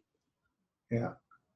I wanted to, there's something I wanted to thank you for specifically. There was some advice. Oh, it was the advice that you give about you go somewhere like a retreat and it changes your life, but then you come home and you're making all the same mistakes. And that rings so true to me, just as I told my story. Every time I came home, everything went back to shit. Like, sorry about the language, but there's nothing wrong with doing these and experiencing these, but if you're not set up and ready and change everything at home. And I'm ready to change everything. Just throwing away your money for that small little experience. The big joy comes when you can be happy no matter where you are. You don't have to go anywhere. Right. You're in bliss just sitting here doing anything, because you become part of this one creation, and you're connected, and your desires for everything disappears. You don't need anything. You're just totally satisfied. When you hit that state, it doesn't matter. You don't need to be anywhere. Traveling's nice and everything, but it's no big deal, because you're in that state no matter where you are. The grass is not greener on the other side, as we've been taught. It's greener within. So that's where we need to work on the most. And how do we work on ourselves within? Fast. Yeah. I haven't seen anything work better than fasting myself. Yeah. Fasting and prayer or meditation. Yeah, they go hand in hand. They go all hand in hand. Yeah. They go a long way. And then, of course, moving your body, doing yoga, maybe, or whatever you love. Yeah, movements, everything is all part of it. And eating clean when you take breaks from fasting. This is why we like to say, change everything in your life from A to Z, and I mean that. I mean it. Change everything from A to Z. Right. Everything. You don't want old triggers around you, because in your home where you're there every day, if everything's the same, exactly the same way when you started the fast, guess what? You're going back to your old ways. 100% agree. That's so powerful. And that's why everything's changing for me. It's like there's no going back. There's no hiding. There's no stuffing myself anymore. There's no staying on my mom's couch. You know, there's no reason for me to not make changes, and I'm ready to make them. And I'm really grateful for you guys really getting me through some really hard times. And I know you're going to help me get through some future hard times. And hopefully I can inspire and help other people as well through the page and everything. Yeah, this is what it's all about. You know, everybody sharing their story. Not only is it healing for yourself, but everybody can connect differently with different people. And this is the beauty of sharing the story. That's why we keep doing these things. The understanding of the intent and emotion. This is where everything starts. And few people really want to look in the mirror and gain that understanding. A lot of people say they want to get healed, but most of them will not commit. I've been around this many years. People say, yeah, and they're just not committed. They'll do whatever, and they'll disappear, never see them again. Right. Some of them will come back, you know, a year later, whatever, and because they've felt that little bit and intrigued them to, you know, maybe try it again and continue. But to understand it's a lifestyle, there's a handful of people I can tell you that actually understand that and are committed and continue living the lifestyle. You know, fall off a bit here and there, no big deal, but it's part of your lifestyle. And that's the magic. Yeah. That's where all the magic will come. Yeah, always get up after you fall, you know, never give up. You know, we all fall. Just get up and continue, you know. Yeah, we're surrounded by food no matter where you turn, left, right, up, down. It's food is everywhere. Right. So it's part of what we are, and part of all the cultures and societies and so on and so forth. I don't know if there were breatharian societies way back. I'm sure there was, but at one point of time, I don't think the human being ate. That's what I believe. But yeah. We were duped to believe we need to eat. If one person can do it, I believe we all can. You know, if one person can live without food or water, I believe we all can. Yeah, it's you know, it's not going to be everybody's goal, and that's okay. But less, it will always be more. Like when you look at all the vast people that reach centurion in age, pretty much every single one of them were small eaters, and they're thin. So, you know, that's one key. They're small. They were never big eaters, the people that live those long lives. Never mind the diet, irrelevant to diet, they were small eaters. 80% rule, yeah. So yeah, if we can keep that minimum 80 to 90% of our lifestyle very, you know, clean and so on and so forth. If you do 100, it's even better. But 80, 90%, you'll do well. Sticking to this type of lifestyle with less is more, fasting, part of it. Because if you don't have regular fasting, you don't have any reset, you don't have any rest for the stomach, and guess what? Every time you eat, doesn't matter what it is, I don't care what diet, you're building obstructions, even fruit. Fruit's the least obstructive, but you're still building. And it's just going to take longer to build up than it would be with greens or would be with, say, proteins or dairy or fats, like stuff like that. But you're still going to build up. It just takes longer. And that's why when you go on these less obstructive diets, you start cleaning up to that point of that food. You know, at the most, you're going to clean up to that point. And you need to fast to trigger the elimination mode. Eating doesn't trigger that. I don't care what you eat. It's not the food that does it. It's the fasting. You know, there's all kinds of things going on out there about this, that, and the other thing. And when you look at it, it's always because they stopped eating. It has nothing to do with anything else. We're using herbs to allow energy to open up and move. It's in today's toxic man is crucial and vital. That's the only reason we're using herbs. The herbs are not doing the work for you. They're just going in with their information and they're working with your soul for your body to do the work. They're not doing anything. the communications happen at soul level. And this is what few people understand. And they use herbs for treatment-based thinking. You know, you got something in the heart, we'll give you some heart herbs or liver herbs. Yeah, okay, you can only go so far using herbs in that sense. And we've seen magic happen with this system because there's all parts are there for a reason, and it works with the physicality, the emotion, and the spirit, the soul. It works all together, and you can't not really get to a place of balance if you don't work on them all. I've seen a lot of things that, you know, people are trying to work on the emotional level and ignoring everything else. They only get so far. There may be 1 in a billion people that can do it that way, but at the end of the day, what do you continue eating for if you've reached a certain level at that state? But when we're working with the physicality, it's easier, I found, to connect and start cleaning out the other obstructions at the other levels. And many people have agreed with me experiencing this lifestyle. Right. Something you just said reminded me of something. Whenever on MasterFast that I was like 100% believing in it and there wasn't any doubt or fear is when everything was clicking so nicely. And the moment I had to doubt or maybe this way is like entertaining other thoughts, it got very hard and the results weren't favorable. So it's like, once you believe, no matter what you're doing, you know, especially with MasterFast, like when you believe in it, then it's just like you kick into overdrive and you really start to clean and you start to really remove obstructions. And it's just like, wow, it's so powerful. I find people ask more questions before they start. Right. Once they start, they just... Yeah, it's the unknown. That's why, you know, the understanding comes through only through the experience. And doesn't matter how many people we listen to. Yes, and I actually, during the fast, because for many months, like I said, I was dealing with like very dark under eyes, which I still am, and being underweight and all these things, I really let it bother me. But on the fast, I really felt like the soul and the connection is what's important. And I didn't feel like, it's the first time in my life I didn't feel like I was worried about the body. Like, yeah, I want to have a clean and pure vessel that works good. But I also know that I'm much more than that. And I'm like, I really thank you guys for that. Like, I don't know if I would have felt that, or at least as soon as I have. And I'm really grateful for that because now I know I'm not disconnected, that I'm not, like, we all are one and we can all, you know, what's important. Like, I couldn't watch TV. I couldn't distract myself with food. I just had time with myself, and it was really what I needed. And I'm very grateful. Thank you. Those emotional releases start changing everything. Right. Yeah, that's very important.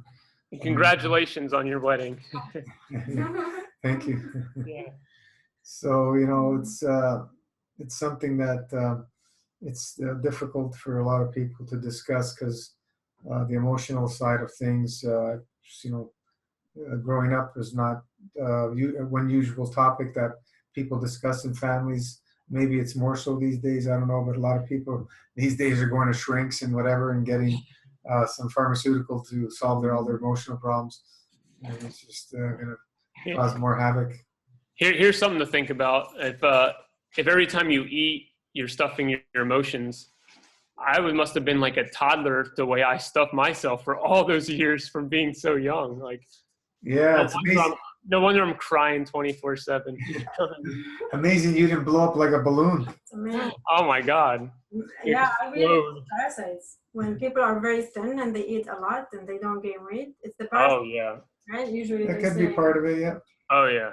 I believe the parasites have so much to do with our imbalanced emotions. Agreed, 100%. My gut is like it's just connected to my brain. Like I can just feel in my brain when something's off in my gut. Like, yeah. I'm so sensitive. I could eat one blackberry, and this isn't while fasting. This is normally. I can eat 1 or 2 blackberries and feel like a big change. So it's like I have an extreme sensitivity to my food. Yeah, especially after a long fast, when you don't eat well, when you eat heavy meal. Right. You really feel it, and you feel depressed too. You feel depressed. You feel emotionally depressed. It's draining. It drains you of energy. food drains us, depending on what foods. Some will drain us more than others, but you start getting in tune with your body, your senses, and they start waking up. And that's why we have them, right? We're supposed to be sensitive to them. We can sense things and understand it. When they're all numbed out, you don't feel anything. You just eat anything and everything every day, and you're numbed out. You just don't feel anything until one day, he's diagnosed with cancer. My goodness, he was healthy as a horse, never was sick a day in his life. You hear those stories a lot, right? Oh yeah. So, how unlucky, yeah. So, I want to feel. I want to feel. It's good to feel. Yeah. When you have a tumor, you feel a tumor. There's a tumor in there. There's something. When blockage of energy. you fast, the tumor goes down. You feel it. You want to feel it. And I do feel sometimes cysts. In my breasts, for example, they grow when I don't eat well, and when I go back on the fast, they disappear. And it's just amazing. Like, I know my body much more than ever. That's how my lymph nodes are. I can feel my lymph nodes swell if I eat bad for a little bit and I come back on the clean food. It's amazing. Right. It might take a while because some of them are very stubborn, right? Right. Oh, my neck. I didn't mention this. My first 24-hour drive, my first week, right before I did it, my throat, it felt like there was like a nodule behind my Adam's apple, and my throat was getting very sore, and it hurt to talk and hurt to swallow to the point where I couldn't talk. And then you guys suggested going on the dry, and then I woke up and it was gone. And I was like, oh, like I can tell I have a lot of obstruction in my throat, like area. Very, like I always have. It's always very comfortable to wear like tight shirts and things since I can remember. So I know that that's one of the areas that I have a lot of work to do. Yeah, a lot of us, in the head area, it's difficult to drain it out, but we got to keep chipping away, little by little, keep chipping away, and it'll all come out if you live the lifestyle. That's the key, living the lifestyle. I wanted to also, about the Master Fast, one of the things I really was staying away from, but now I really love about it, because I was really into the Robert Morse way. And I still think he's a great guy and everything. But as I was getting worse and worse, he was explaining, even though he's not about the medical system either, he was kind of like talking about like, if you have this, do this. And I was just like, I'm sick of trying to figure it out. And with you guys, it's like, it's obstruction, clear the obstruction, always do an enema.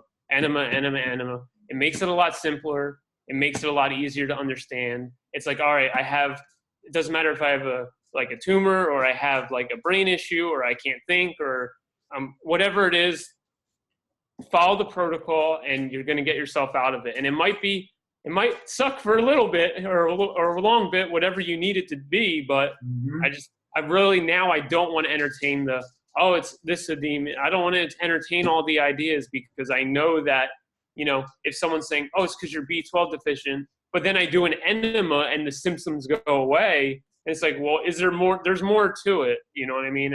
That's one of the most beautiful things about the Master Fast, that it's just, you just follow it and you get the results. We've tried to simplify as much as we possibly can. And it's so freeing. It's so freeing. We just really look at imbalance and balance. That's all the body sees. The body has all the intelligence of the universe. All the PhDs, all the paperwork on this planet put together do not even come close, not even a scratch of the intelligence of your body. How are we going to try and figure it out? Good luck. They don't have a clue. Yeah. Don't even try. Right. Trust and have the faith in your soul, because all the information is there. But, why waste your time? You fast and you go back to balance. Why waste your time and study? It's so all those years and all. I got rid of all my books. I got rid of everything. The only ones I kept is Arnold Ehret and Bernard Jensen's Bowel Management. It's the only books I kept because that's how I started, for sentimental value. And there's great information in them, but we've really learned a little more than those guys from that age, and they set the pace for us. And now we have the plasma science and all intermingled with it, and there's so much happening, with new understandings of how the body works. But at the end of the day, I still like to keep it basic and simple as possible. I don't want to worry about the adrenals and this and that and that. Right. We're just okay. You know, we know what to do. Let's use some acupressure points, do more enemas. Keep digging, keep digging, keep digging. Your body's going to get rid of the obstructions in order that it knows best. Right. We just assist it. Right. Yeah.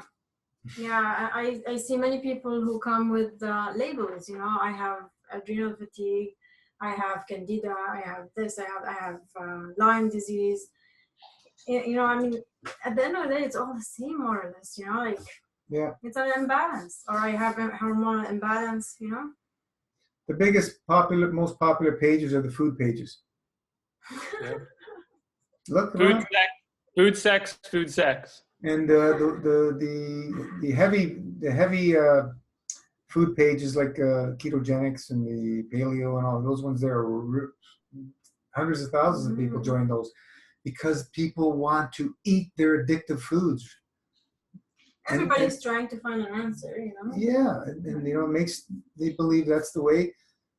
And you know, so many people have come from those diets, and they're all inflamed and all burnt up. Their kidneys, and it's just a mess from being on those diets a year. I almost killed myself on that. You know, vegan ketogenic. So my friend passed. His heart stopped. You know, I call it the heart attack diet. That's my opinion, and I can only talk through my experience. I call it constipation diet. She sees them all constipated coming to her for colonics. I'm so excited to get a colonic. I didn't get to get one yet, but I can't wait to get one because if an enema can help, like feel good, it's like Kalima board and a colonic sounds like heaven. I'm still doing them. I still do at least 6 liters a day. You can do enemas every day for the rest of your life, except the dry days. Right. Never have to worry about it. People have all kinds of opinions about it. I've only seen positive, amazing results with people washing. Even when I'm sorry. Yeah. Even when I have good digestion, like really good, I'll still do enemas, and it's like there's still more coming out. So it's like, why not clean, right? Yeah. It always feels better. You have great bowel movements and everything, and do an enema, you see more stuff comes out. Why do you want to keep it in? Get rid of it. Right. And that is what happens is because we overeat. You know, our stomach is only the size of a fist. So if we eat more than that, we're overeating. And little by little, we're backing up. We're backing up. We're backing up. We're backing up. And that's why we can't. It's ludicrous to go back to 7 days a week because there's no break. And we get to that point where we're so backed up, we're building more obstructions again and again and again. So the whole lifestyle system structure, everything is there for a purpose and a reason, and it works if you live it and love it and commit to it. It works. It works over and over and over again. We don't have to prove ourselves anymore. It just works. We're just now intermingling with all the beautiful people doing it, living it, and interchanging and see what more we can gain from new understandings with people experiencing this lifestyle. You know, we don't need to convince anybody anything. You don't want to do it, it's okay. Go to your other pages wherever you want to support. You know, you want to eat fruit, go eat fruit. You know, we know that when we choose to eat, eating fruit would be your best option. But we've said this many times. If you don't have fresh, ripe fruit available all the time, good luck in living a fruitarian lifestyle. Everybody fails. That's why. Nobody wants to eat fruit that's not ripe, you know. And that's the thing too. Even when you are trying to live a fruitarian lifestyle, which I did raw for like over a year.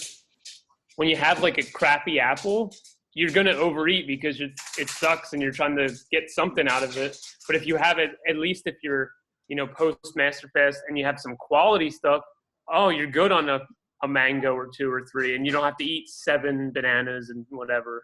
No comparison. There's no comparison. Yeah. So if you're living in an area that doesn't have the best quality fruit, fast more. Yeah. Eat less. The juice tastes good all the time, all year long. Whereas the fruits don't always taste good, Like, when I break my fast with fruit that is not ripe, like perfectly ripe, I'm like, that sucks because I fasted and I ate I broke my fast on this, and the fast tastes better, so I might as well go back, you know. I was very upset that felt like I was being forced to fast while it was season for fruit. Like I was like all winter I was eating crap fruit, and then I'm fasting when all the good stuff's coming out. I was like, oh, so I'm planning my big fast for the winter. Yeah, this is great. On and off. You're on and off. Yeah, You're you on and can off. do. Even when you're off, you're on. Yeah. I went shopping today. Today is day 4 Master Fast. I'm going to eat every Sunday. So I went shopping for a watermelon and Concord grapes and the salad for tomorrow. So I love this. I'm looking forward to eat, but then back on the fast on Monday. Right. So it's a day a week. It's nice because it gives me a break so I can enjoy the fruits. But honestly, when you do this for a while, you feel that one day a week is more than enough of eating. Really? Oh yeah. It's hard to believe. I'd have to try it, I guess. It takes time though. It might take time, like a few weeks before you feel like, okay, I'm loving both fasting and eating. But but once you make it a routine, it's so beautiful because you enjoy both and you eat the best food, Yeah, my relationships with everyone who's in my life is like 10 times realer than it used to be as well. Like it's all very personal. It's all very real. It's not, like I said, it's hard to lie. It's hard to fake anything when you're tapped in. So really nice. Yeah, it's interesting how the revelations come up when we start cleaning up, and the answers come right in front of your eyes. Wow, how come I didn't see that before? Because you need a few more enemas. Obstructions. I wanted to. I was planning on fasting for the interview, but I didn't end up doing it. But I just wanted to make sure my mind was clear. Did you fast? Are you fasting? Sorry? Are you fasting? No, I ate today. I had apples. Yeah. How's Cody doing? He made a post today, I think it was. Yeah. He wasn't doing well. He's having a bit of a rough day. Emma. Hey, what's up? It was scary, man. Like it just woke me. I'm like, because I fell off track a little, and like I don't know, like it was like a panic attack or something. But like we were driving in the car, and I just felt like lightheaded, dizzy, and like my heart started racing, and I don't know. I was like, I thought my body was just gonna shut down. So it was just, I was like, God. He's like he was wishing he was near an enema, basically. Yeah. It's amazing how food changes the state of your being very quickly. This mudra is the heart mudra. You can do this for anything and start doing some of the Buteco breathing when you're having. There's a video on panic attacks and anxiety, I believe they have. You can Google it, Buteco panic anxiety attacks, and you can work through that because if you have nothing else, you have few acupressure points you can work with, and you can work with your breath if you don't have an enema bag with you. But your first line for anything is always, the enema and the breath work. Always, always, always. And of course, acupressure points. You can work with acupressure points. Look at the charts and start learning some of the basic ones that'll help move energy. It's a beautiful thing. Do you normally have coffee? No, I had a little. It was like a tea.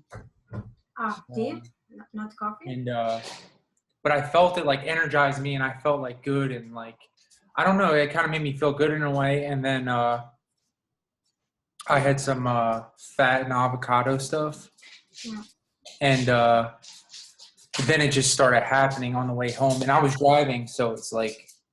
Yeah, I believe it's the tea or whatever. Coffee, the very strong tea. Coffee, tea, whatever. Yeah. It's regular tea, you mean?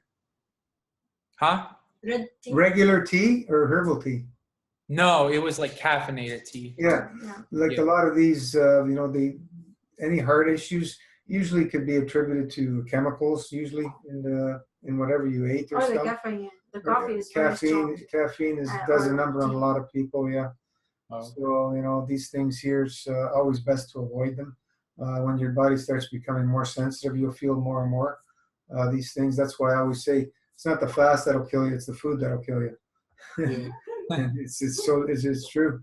You got to be careful. Do you feel better today? Excuse me? Do you feel better now? Yeah, like I feel like better. It happened twice. It was we had to go on a long ride, like 50. It was triggering in the car. Like we were on a highway driving 45 minutes, and it just sucked because like, it wasn't near enema.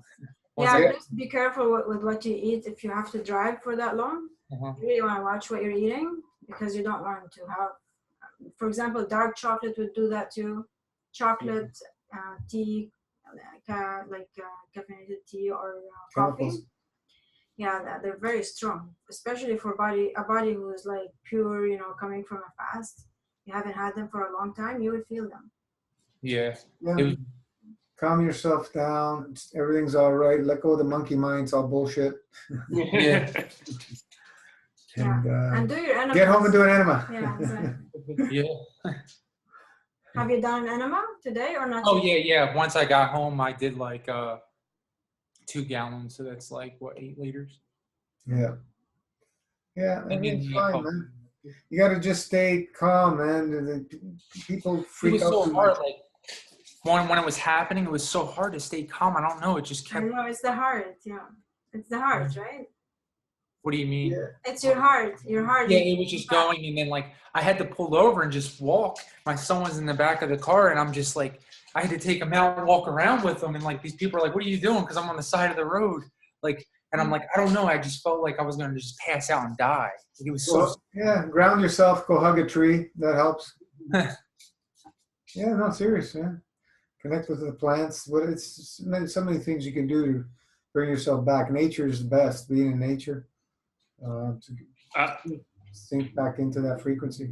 One of the things was when I was at Woodstock is I didn't use a shower. I just jumped into the lake and we did mud baths and like it was when I got back and started using showers, I just couldn't stand it. So one of the things I'm looking forward to is like really going into the mountains and like going into the waterfalls and going to the beaches. Like I haven't been to the beach or the ocean since I've been fasting or anything. So I'm excited to connect with that. Mm-hmm. Here's Molly. Well, there's the dog. Is that? Look, before I couldn't even hold her because she was weighed so much. Now she's like really light. That's the one who had her leg ripped open? Yeah. Yeah. Nice. So simple. How healing is simple. We confuse things and complicate things. So, anytime you're in these panic modes, you just have to really control your mind by letting it go and just tuning in. Even, like doing the mood, the humming, the hum, we're lowering our frequency, not raising like people talking. We want to lower it, bring it back to the balance of what the universe is tuned to. People are raising their frequencies and they're in dissonance and they're stressed. That's what we see out there. We don't want to raise it. We want to lower it. This universe sings at 432. So we lower it into the same frequency as the nature. And just everything. That's why connect with the earth. You're lowering it. You're not raising it. You're lowering it. Connect with the sun. You're lowering it. It's simple. Just learn to be calm. And the more you experience this and the more you catch yourself, that's not you. It's the monkey mind just trying to get you worked up and in a fear state. You don't want to be there. You don't want to be there. Yeah. That just like made me just not want to even just like eat the slightest bad thing. It's. I think it's more the coffee or the tea that you have. Stimulants. I believe it's that. Yeah. Yeah. You really feel heavy. Like I used to drink a lot of caffeine. Like I would depend on it every day, and then like around the time when I first started Master Fast, like the first time, that's when I let it all go, and then like probably just having that was like, whoa, you haven't had this in so long. Yeah, absolutely. Yeah, you would be surprised. You'd be very sensitive. Yeah. If I eat dark chocolate, I can't sleep sometimes at night. Oh wow. I feel my heart sometimes. I'll be with a client working, and I feel my heart. I feel like I'm dying or something, you know. Yeah. But yeah, somehow, you know, you calm yourself down. I used to drink 20 cups of tea a day. Wow. Oh, goodness. Yeah. My goodness. I was addicted. Yeah, we're all addicted to some kind of food. But that's awesome. Anything else you want to share? Last thing, AJ, if anybody has any quick questions, we're coming up to the 2-hour mark. I think I got pretty much everything out there. I'm sure I'm going to be like, I forgot to say this, but I think it's a good start. I think when I have my next interview, I'll come up with some new stuff. Yeah. Yeah, each experience will be different. Each fast is different experience. And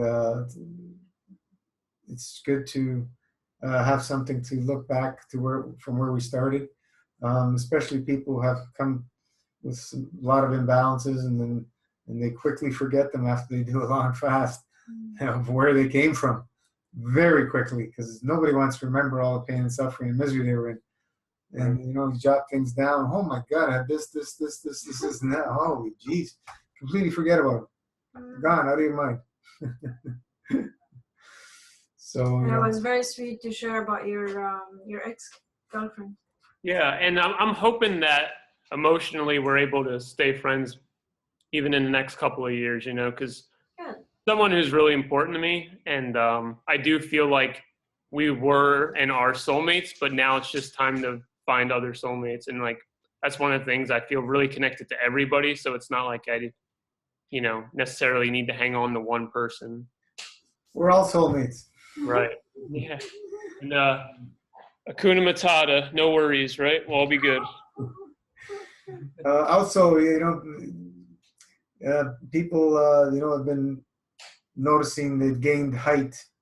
We've talked about this a few times. Everybody, it would be nice for people to measure their height before they start, because it's pretty miraculous. A couple of women gained like an inch and a half, 5 centimeters, maybe 3 women that have measured, and most people didn't notice it themselves, like myself. I didn't know I gained height until my ex-yoga teacher told me, where he didn't see me for a while. You grew. I go, what? Since I started eating again, I could feel like I'm shortening because my posture is not as good. Everything just, obstructions just close you up. Yeah. Remove the obstructions and everything opens. It's amazing. Even the breathing is much better when you're fasting than when you're eating. Right. I can tell when my breathing's not good. It's just my colon's backed up. Yeah. Third lung is the colon. Really? I never heard that. Mm-hmm. Yeah. It's like the skin is the third kidney, the colon is the third lung. Right. I had a question about about using saunas. I know you guys say 2 to 3 liters kind of like is the estimate for someone who's new to Master Fast. What about if you are using something like saunas or you're out in the heat? Is it like you still are maximum 3, or can you adjust to activity? Or if you're someone who's really toxic and you're I wouldn't go stay away from saunas? Yeah, I wouldn't go too much more than 3 liters, 3.5, even if somebody's really big, because your kidneys have to process all that fluid.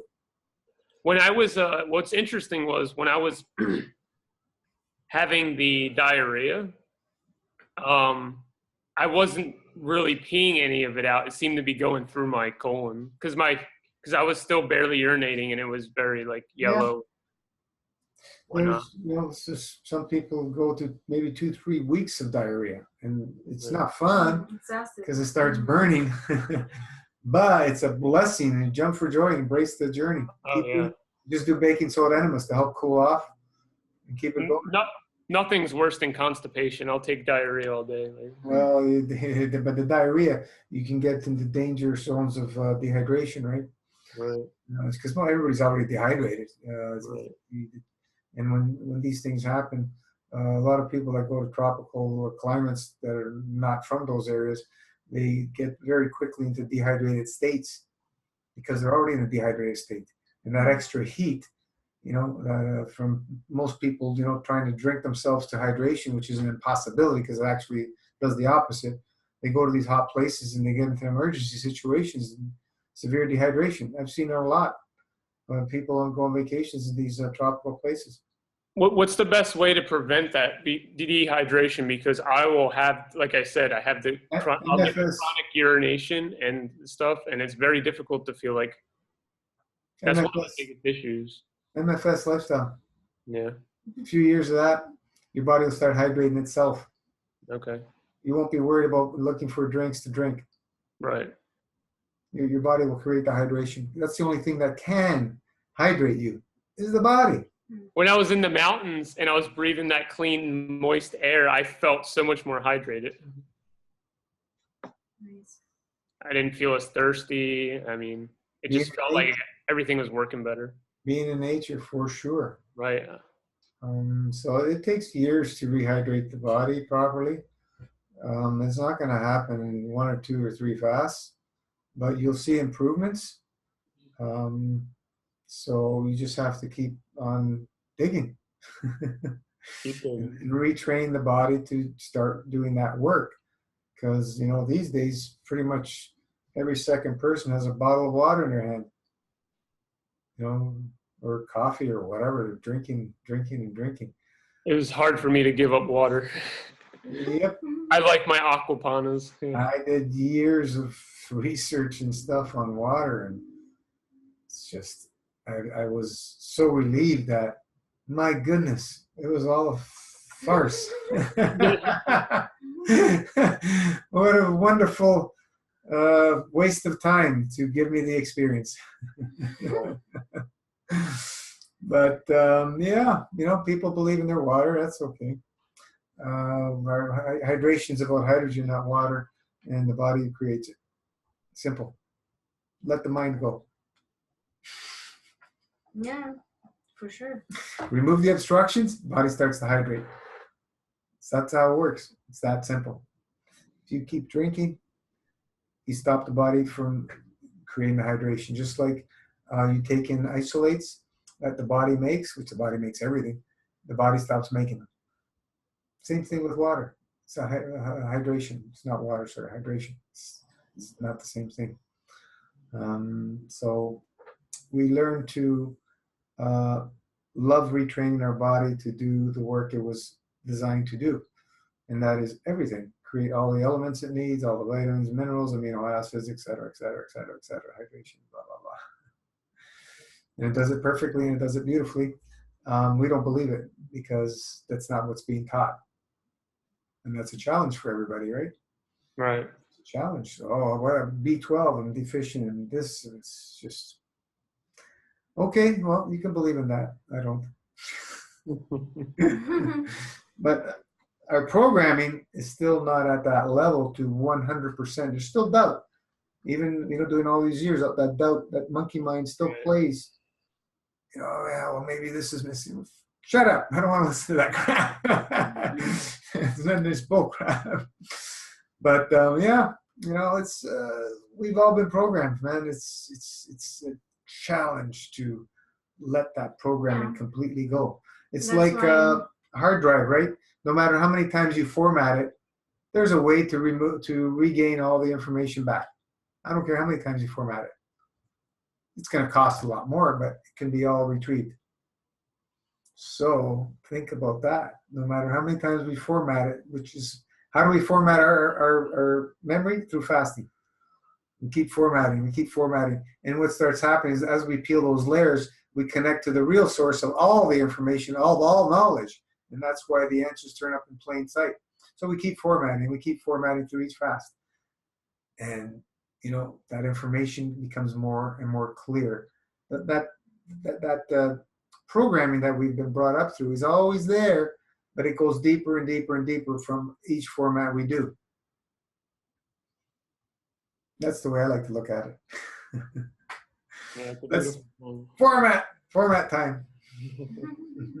Yeah, program yourself with positivity and less stuff. Oh man. Yeah. I had no desires on the fast. I couldn't care about clothes or watches or any kind of stuff. Exactly. Yeah. Yeah. It's just amazing. Just keep clearing things out. You know. But it also is kind of scary because it's like Big when change. you weren't feeling like very fulfilled, it's like, how do I fill myself with something? I know. There's as vast as the universe, as vast as the Right. stars, as vast as the galaxies. Just look within and see the things you love to do. There's so much out there. Your Right. passion, your excitement, right? Your career. Right. Yeah. Now you have the time. Yeah, you got a lot of time on your hands. We don't put any voodoo or anything against foods. We enjoy the times we eat and we love it and we cherish it. But we do it less because we understand and we know through the experience that we feel better without food. Most of us are not going to stop eating. Let's face it, it's just not going to happen until there's a huge shift in all humanity. As each generation comes into this information, there'll be more and more and more people going that route, choosing to tap into different forms of energy instead of three-dimensional foods, because it's all around us. So in the meantime, we train ourselves slowly. It was a good start for me. Yeah, of course. We got to start somewhere. When I started way back in 1990, it was like I was from another planet, just talking about anything to do with this stuff. So as the time went on, things started opening up, and then we started coming. Vegetarianism was unheard of back then. And then you started seeing vegetarian things happening in like pizza places and this and that. And then later on came up close to the year 2000, and then things of the raw food started coming more and more. And people were going, wow, that's crazy. And then that started opening up, and sprouting, and that started opening. And now you start seeing everything in stores, raw this and raw that. And raw, slowly but surely as time goes on, people are exposed to more and more of this information. And then, now in the last, 2-3 years, fasting. Oh, yeah. It was unheard of. Fasting. Are you crazy? When I used to fast, I used to fast regularly all the time, working with steel, heavy equipment and stuff. I always fasted. I never let that go. Every season change, I would fast. And people thought I was a lunatic. I had a seed planted in my head by my grandmom, I remember when I was younger. And because she would make dinner and she would have like canned vegetables. And to me, canned vegetables were like really gross. And my mom would give me McDonald's and pizza. But my grandma would say, you better eat more. You're going to end up in the hospital. You're too skinny. So I don't know if that was like planted there. But it's like, okay, grandma, like you're going to see someone who's like eats more than anyone you've ever met in your life. Yeah, the belief system is you need to eat, right? You're missing. And it's totally opposite. But they did the best they knew with the information they had. It was so. She was amazing. Grateful. I was coming from Italian, man. We used to eat a lot. I used to eat a lot. I was a big eater. Sounds fun. No, I'm just kidding. It's a challenge coming from that. It's not something that is going to go away overnight. You're going to continuously work with it, especially when all your family members are great cooks, right? Yeah. Good luck. Yeah, but it's possible. It's possible. I did 100% raw for almost a decade. Wow. Growing a lot of sprouts, a lot of grasses. It was great experience. But we learn now that back then it was all about the minerals. We need more minerals and all that. Now we know that we don't need any of that stuff. We just work in the opposite direction through the art of subtraction, and everything will solve itself. Yeah. It's a big revelation that the information came at the right time, because that's the way it's only going to come. It's not going to come any time before that. When we're ready, the information presents itself. I have a quick question. Mm-hmm. I see that a lot of people, it's just weird to me, like these people are saying drink your own urine. It's freaking me out. Yeah, well, Urine is full of high energy packets that the body is done with and needs to get rid of. Taking in your own urine, I've done it for almost a year, many years ago. I don't see any miraculous things happen with urine. You know, when the miraculous things come, when people go on urine fasts, is it the urine or is the fast? I'm going to tell you it's the fast. And why drink your urine if the body's getting rid of it? There's so many other things you can do. And that's why we have master fast. You know, we can use the energy of urine externally. You can, if you want, if you're burned, you got a cut, you want to clean it, you can pee on that, no problem. You can make pain pads with your urine. If you have crystallization in joints and stuff, mix it with 50% CO2, you make 2 pain pads and you'll get rid of that crystallization. I've shared a video with Giovanni, how he, you know, helped his daughter. Amazing, you know, rebuilt a scrambled brain. That's for dead. So would I drink it anymore? Absolutely not. The magic is in the fasting. Yeah. The subtraction. We don't need to re-add what the body's getting rid of. Yeah, it's sterile and all this thing and everything, but we can use external. Sure, why not? But drinking it, if you want to drink it, cheers. I'm good. Cheers. You know, I've done it. I've done it for almost a year. I didn't see any miraculous things, you know, through doing urine therapy while eating. If you do it through a fast, yeah, you're going to get miraculous things because of the fast. But there's more powerful ways of doing things and safer in this day and age in today's toxic man.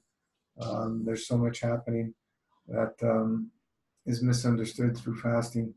And we've tried to make it a way that is so simple and safe for everybody that can do it from any walk of life, from the most toxic, sad diet, butchered through the system of pharmaceuticals, to your clean eaters, you know, through fruitarian. We've had everybody do it, and safely, if they've, you know, listened to what we're sharing. You know, look at Marin's case. My God, what that poor guy they put him through. Yeah. Toxic human being, through the most butchery I've ever heard of. And he's in his 3rd year on full master fast. He's not going back to food. His interview, man. No. He's not going back to food. Ever? Before. He has no desire. Before. Oh, so he just doesn't even care. He's on full MFS, liquid hybrid, meaning he adds a green juice as well. Didn't he do smoothies for a little while and it just 2 weeks? Yeah, he did food smoothies. I still didn't get to see that interview yet. I can't wait to check that one out. Yeah. So, you know, there's lots that we don't understand, but more and more of the understanding's coming through as more of us experiencing what's possible. And as we say, everything's possible. I don't care what it is, everything's possible. If somebody commits, it's possible. I don't care whatever we want to call it, because we don't believe in diseases. It's just another trap. The designer diseases, people hold on to their diseases like it's something special. Oh, I have this, and that, and the other thing. You know, it's okay. That's good. Just let it all go. Let it all go, and go back to the basics and trust in your soul. Nobody else. You don't have to trust in me or anybody. You're trusting your own soul when you're going through this process. Because at the end of the day, you're doing it, and you're the only one who can do it. So the information, yeah, okay, we understand. We have a guide of what to follow, but you're gonna have to trust in your soul. Really, when your heart's palpitating, you're freaking out. What the information you do for you got to trust. Okay, the body's be able to repair this. It's going through something. It's getting rid of something. Relax. Everything's fine. Let me clear out. Wash, and everything will go back. And you always come out stronger when you go through that trust process. It can be scary. Yeah, very scary. I went through very scary situations. I always came out stronger. Always. Yeah. You're what? I always came out stronger through those scary situations. I've been through quite a few. But yeah, I mean, do your best to avoid, so you don't, go through them, because they can be dangerous too, right? most people would back off and slow down the detox, eat or whatever, break the fast. I was one that pedal to the metal, get it over with. Let's see what happens. Yeah, like when somebody breaks their fast with something that's very strong, heavy food or something, they can die. Oh yeah. We've got to break your fast properly. But that enema, do that enema first, and if you still want to break your fast, or cool it off with some green juices or other juices that are less cleansing, you can do that. There's many choices. Everybody's gonna have to make that decision on their own. And if you need to go to ER, we're not an emergency service. ER is there for that. They're great at stabilizing people, and then get the hell out of there and go home and heal. But everything has a purpose, even emergency services, if that's what you believe. And it's about it, man. Thank you, guys. This is so fun. This is my first interview. Good. I'm done. All right, so we'll call it a night, Right. and we'll see you guys on the page. Thanks you. for inspiring and helping others be inspired. Great journey. Right. Rana, Gino, have a good night. Thank you. Thank you. All right, guys. Ciao, ciao. Keep that plasma love flowing, guys. Yeah, you got it.